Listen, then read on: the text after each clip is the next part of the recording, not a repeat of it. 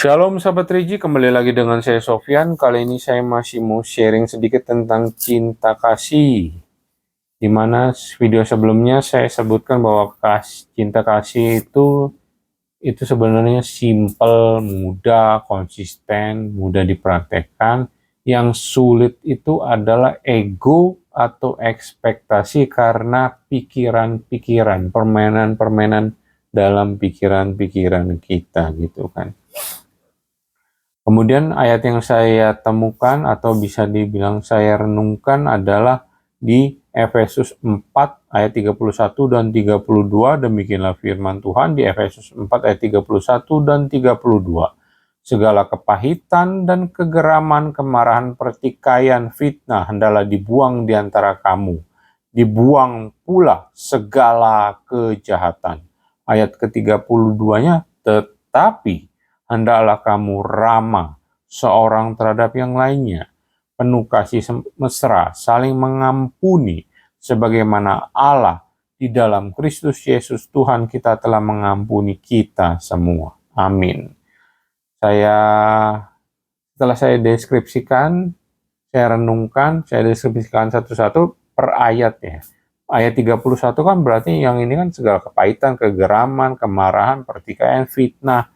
Itu kan semua hal-hal yang negatif ya.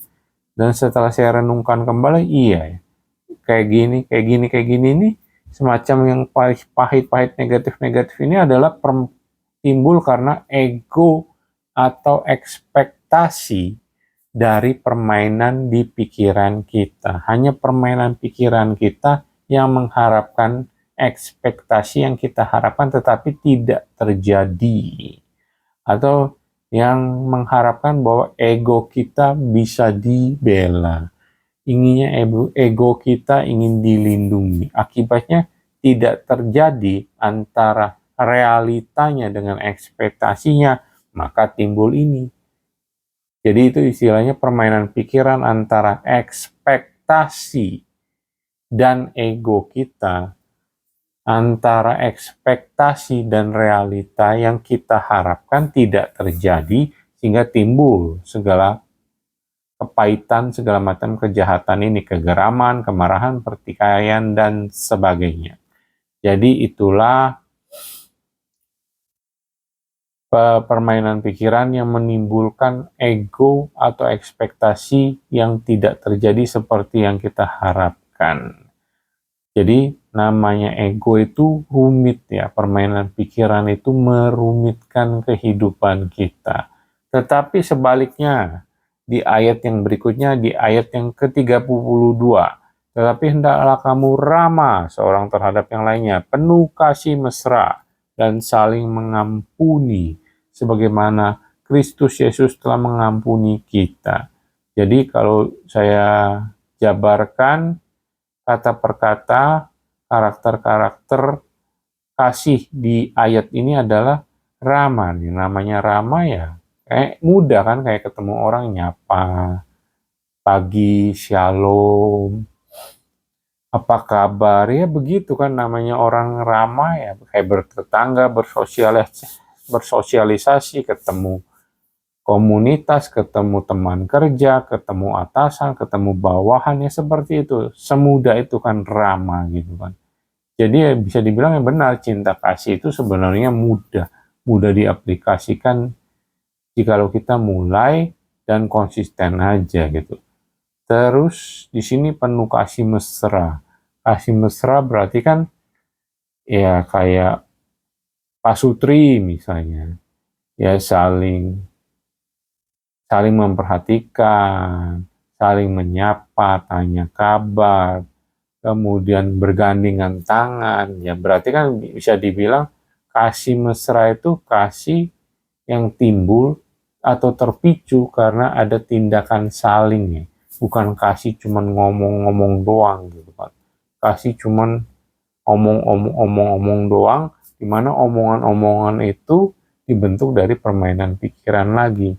Nah itu namanya gombalan-gombalan receh ya.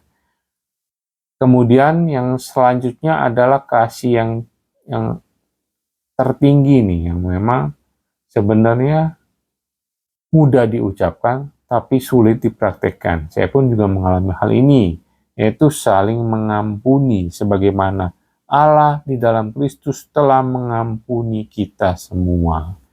Jadi, ya kalau setelah dipikir-pikir ya juga ya, namanya ego itu hanya permainan pikiran. Ekspektasi itu sama realita, dari ekspektasi ke realita hanya permainan pikiran.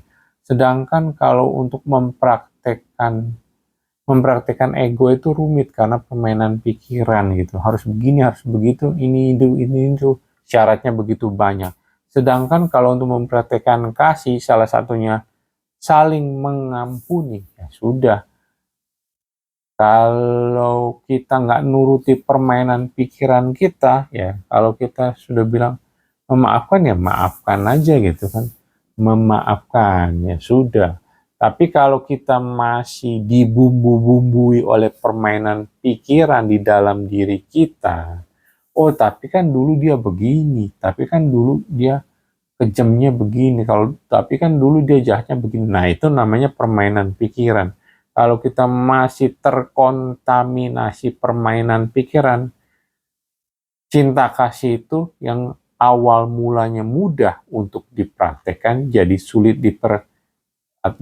dipraktekkan atau jadi sulit dilakukan karena dirumitkan oleh permainan pikiran, permainan kata-kata di dalam pikiran kita.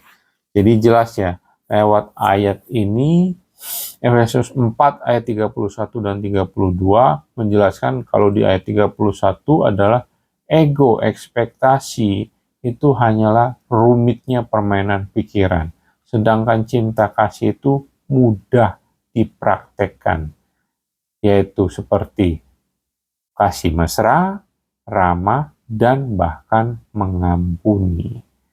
Asal kita mudah mengampuni, asal kita tidak dikontaminasi, diperbudak oleh permainan pikiran di dalam kepala kita. Demikianlah sharing kali ini. Semoga bermanfaat. Silakan share jikalau dirasa membantu. Terima kasih sudah menyaksikan. God bless you all.